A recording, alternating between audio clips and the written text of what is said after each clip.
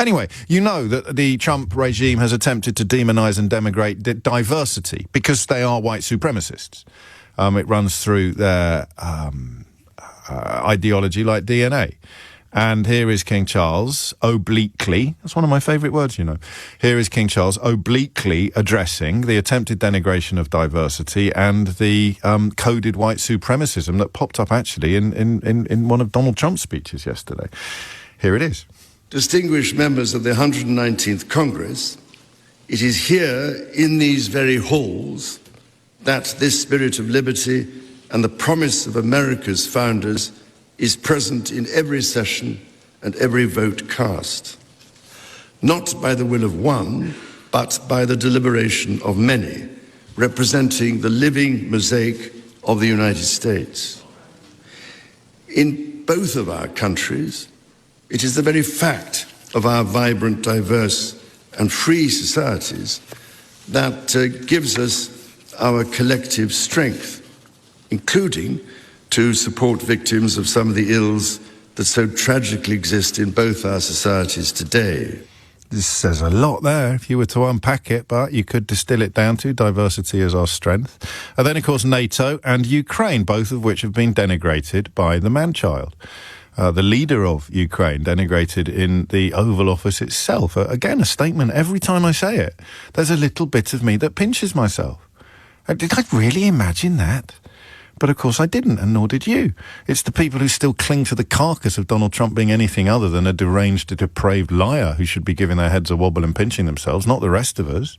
Here is King Charles turning his regal attention to NATO and the necessity of defending Ukraine from the illegal attacks of the politician that Nigel Farage admires most in the world. In the immediate aftermath of 9/11, when NATO invoked Article 5 for the first time, and the United Nations Security Council was united in the face of terror, we answered the call together, as our people have done so for more than a century, shoulder to shoulder, through 2 world wars, the Cold War, Afghanistan, and moments that have defined our shared security. Today, Mr. Speaker, that same unyielding resolve is needed for the defense of Ukraine and her most courageous people.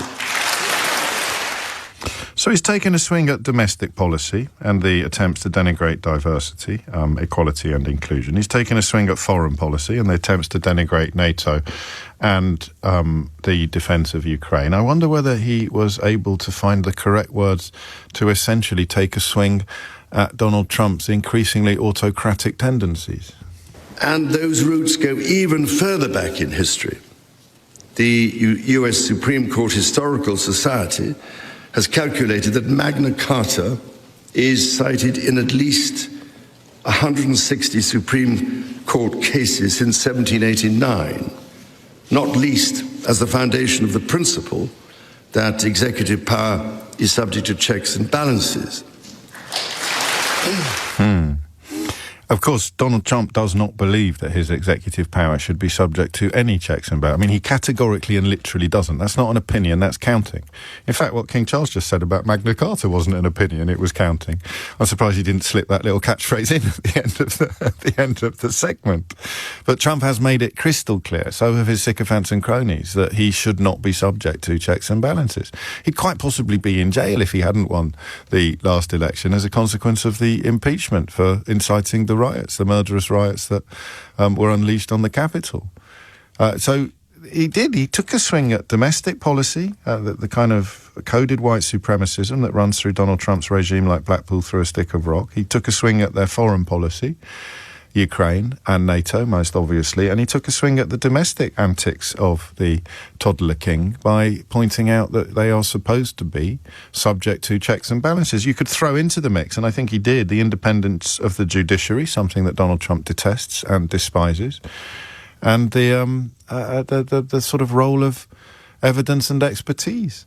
So I put it to you cautiously that His Majesty played an absolute blinder. He knocked it out of the park. And even if Donald Trump defecates all over the goodwill generated or the warm feelings generated, it was still worth doing.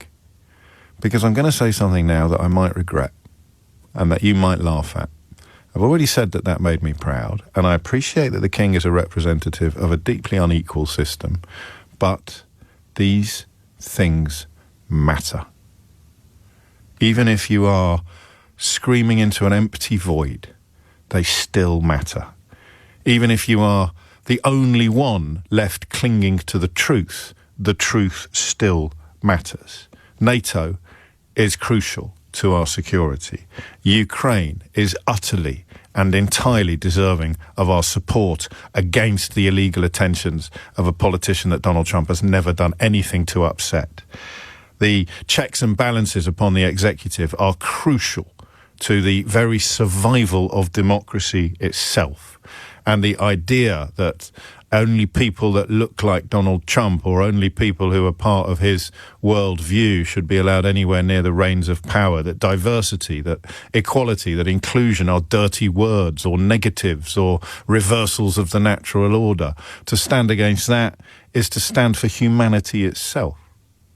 So I wasn't expecting to have a particularly emotional reaction to that speech, but he said things that needed to be said regardless of whether they are heeded by the person he was talking to and talking about. Because when everybody else is lying and you tell the truth, even if you are the only one, as George Orwell taught us, you will not go mad. And King Charles smashed it yesterday, and I'm not sure I've ever been prouder of a monarch. What about you? 0345 6060 973. Lottie Morley has your headlines.